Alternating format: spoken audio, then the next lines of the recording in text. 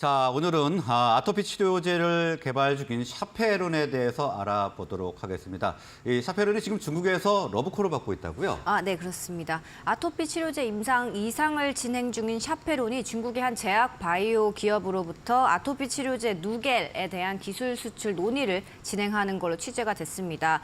이 단순히 업무 협약 단계를 넘어서 이 기술 수출 바로 전 단계라고 이제 볼 수 있는 텀쉿 계약까지 언급된 걸로 알려지고 있는데요. 네. 이번에 기술 수출이 성사가 되면 샤페론은 처음으로 글로벌 기술 이전 계약을 맺는 게 됩니다.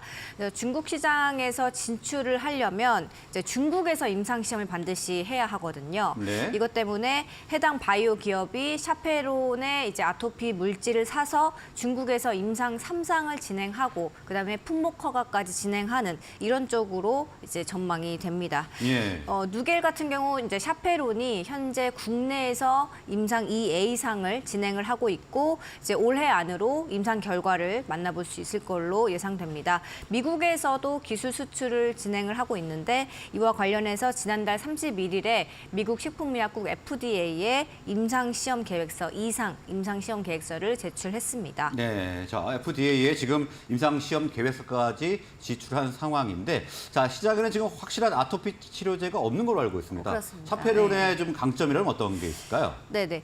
이제 누겔에 대해서 좀 말씀드리면 이제 혈관 세포에 존재하는 염증 복합제를 좀 억제를 해서 그 아토피 피부염 증상이 이제 더 나빠지도록 하는 그 사이토카인의 발현을 좀 낮추는 물질 이렇게 보시면 됩니다. 예. 쉽게 얘기해서 이제 스테로이드제 있잖아요. 이거랑 비슷한 효과를 보이면서도 안전성은 확보한 이런 물질로 이제 평가받습니다.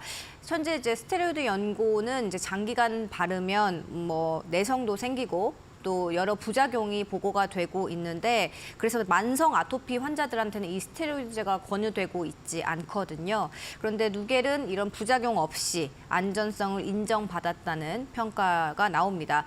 아토피라는 게 이제 발병을 하면 1년에 한 8번 이상 재발을 하고요. 예. 한 번 발병을 하면 15일 정도 이제 증상이 지속이 된다고 합니다. 네, 이것 환자들 때문에 정말 괴로워하더라고요. 특히 아이들 같은 경우는 정말 안 좋던데. 네, 그렇습니다.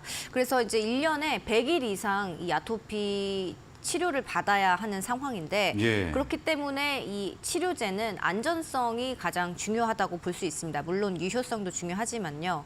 그래서 이런 상황에서 누겔 같은 경우는 임상 2상을 이제 국내에서 하는 동안 단 한 건의 부작용도 보고되지 않아서 안전성이 높은 약물로 주목받고 있습니다. 네, 그러니까 샤페론의 누겔은 이 사이토카인의 발현을 낮추는 물질이다. 이래서 좀 특징이 있다 이렇게 말씀을 해주셨고, 자, 현재 아토피 치료제는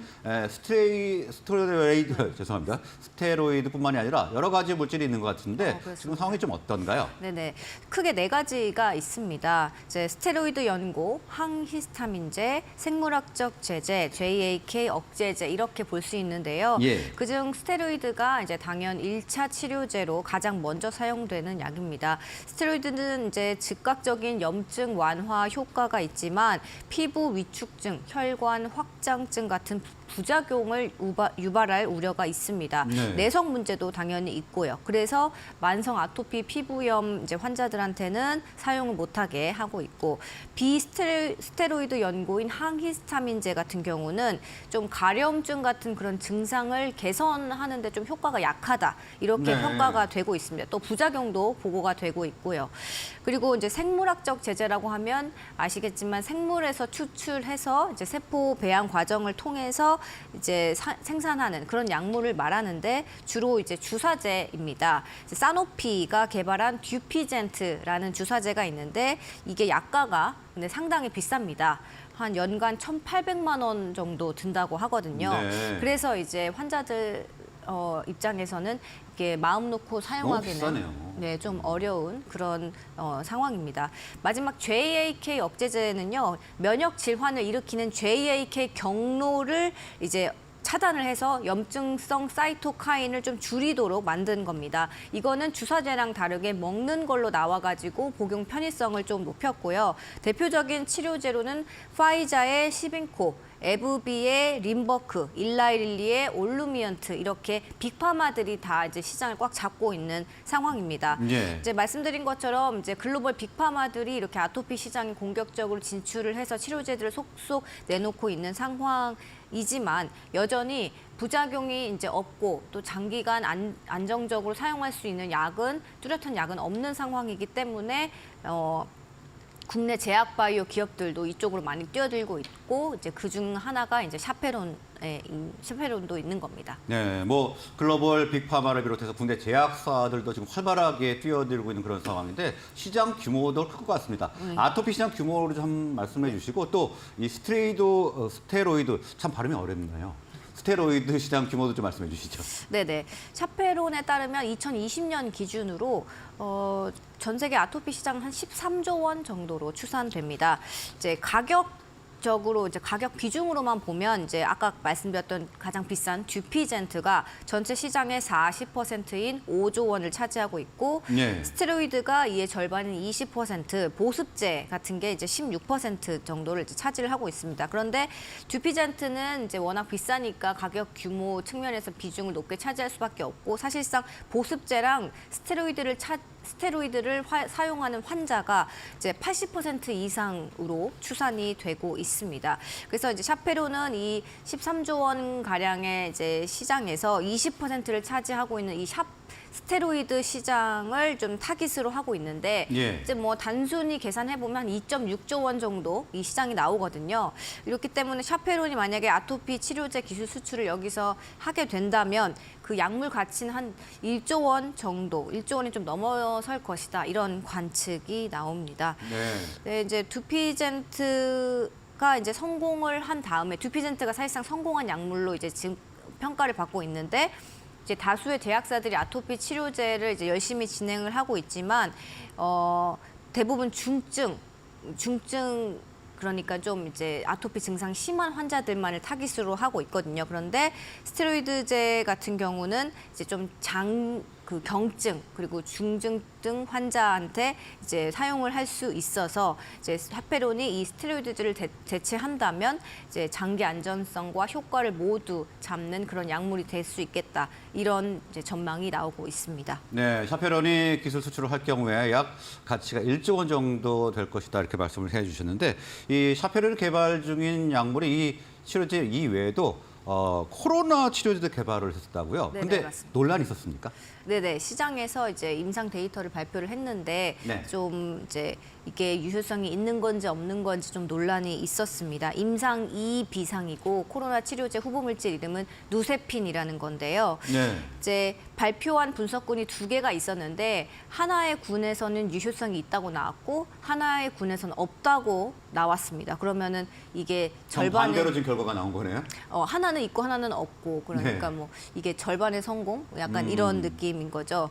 그래서 이제 원래 샤페론은 코로나19 치료제를 이제 임상 3상을 하면서 이제 동남아, 중국, 뭐 남미 이쪽에 기술 수출을 좀 추진하겠다고 했었거든요. 그런데 이제 이번에 임상 결과가 좀 이렇게 약간 논란을 일으키면서 이 임상 기술 수출이 좀 제대로 될 것이냐 뭐 이런 의견이 조금 나오고 있는 상황입니다. 그리고 이제 엔데믹 전환으로 사실상 코로나19 치료제에 대한 관심이 예전 같진 않잖아요. 네. 그래서 여기 이런 이제 좀 관심 저조한 상황에다가 만약에 샤페론이 임상 3상을 했다고 해도 과연 그 결과가 지금 현재 글로벌 제약사들이 내놓은 그 코로나 치료제 효능을 앞설 것인가? 이런 거에 대한 의문이 조금 나오고 있는 상황입니다. 그래서 저도 궁금해서 샤페론 측에다 임상 3상을 진행하시겠냐 이렇게 물었었는데 네. 뭐 일단 진행을 하는 건 뭐 계획에 두고 있는데 구체적인 일정은 없다. 최종 데이터 결과를 봐야 된다. 뭐 일단 임상 3상 신청은 할 것 같다. 약간 이런 식으로 좀 애매한 답변을 듣게 됐습니다. 네, 일단 상당히 샤페론 측에서는 조심스러운 그런 모습을 보이고 있는 상황인 것 같은데, 자, 이번에 아토피 치료제 기술 수출이나 또 임상시험 결과가 상당히 중요할 것 같습니다. 네, 이제 코로나 치료제 결과가 조금 이제 미흡하다 보니까 아토피 치료제 임상 결과가 상당히 중요해졌다. 이렇게 볼 수 있겠습니다. 네. 그리고 샤페론의 이 비즈니스 모델 자체가 원래 초기 임상, 전임상 이것만 진행을 한 다음에 바로 기술 수출을 한다. 이런 비즈니스 모델을 갖고 있거든요. 아, 처음부터요? 네네. 그래서 이 글로벌 기술 이전이 이제 워낙 목표이기 때문에 따로 생산 시설도 가지고 있지 않습니다. 이 회사는. 네. 그래서 꼭 기술 이전을 해야만 하는 그런 상황으로 볼 수 있는데 샤페론은 이미 국내에선 한 2곳의 제약사한테 기술 이전을 했거든요. 그렇지만 아직 다국적 제약사한테는 기술 이전을 이제 하지 못했습니다. 일단 뭐 이제 샤페론이 지난해 10월에 코스닥에 입성을 했는데 그때 당시의 목표가 3년 내 1조 원 규모 기술 수출하겠다. 이렇게 목표를 내걸기도 해서 앞으로 이게 향후 샤페론이 이제 기술 수출을 성공할 수 있을지 이제 시장 관심이 조금 모아지고 있습니다. 네, 코스닥 입성 당시에 1조 원의 기술 수출을 달성하겠다 말을 했는데, 자, 이분이 누계를 염두에 두고 한 말이 아닌가 생각이 됩니다. 일단 이 기술 이전 그리고 임상 시험 결과가 어떻게 나오는지 잘 체크를 해봐야 될 것 같습니다.